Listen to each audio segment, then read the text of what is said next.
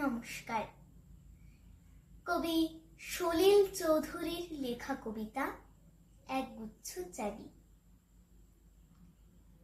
উত্তরাধিকার সূত্রে পেয়েছি শুধু একগুচ্ছ চাবি।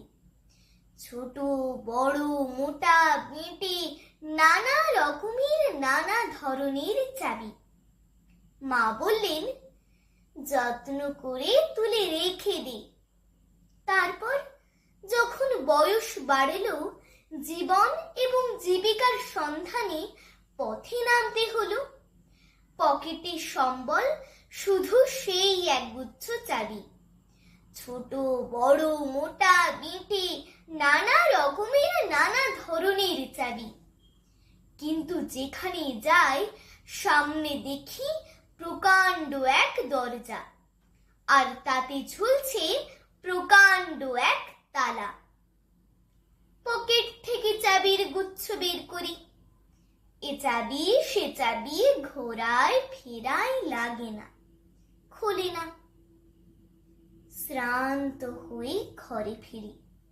মা দেখেন আর হাসেন, বলেন, ওরে তোর বাবার হাতেও ওই চাবি দিয়ে ওই দরজাগুলো খোলেনি। শুনেছি নাকি তার বাবার হাতে খুলতো। আসল কথা কি জানিস? এসব চাবি হলো সততার, সত্যের, যুক্তির, নিষ্ঠার।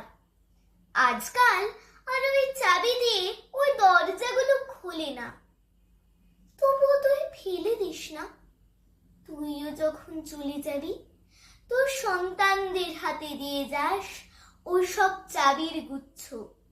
হয়তো তাদের হাতে, হয়তো কেন, নিশ্চয়ই তাদের হাতে একদিন ওই সব সততার, সত্যের, যুক্তির, নিষ্ঠার চাবি দিয়ে জীবনের বন্ধ দরজাগুলো খুলে যাবে, খুলে যাবেই। ধন্যবাদ।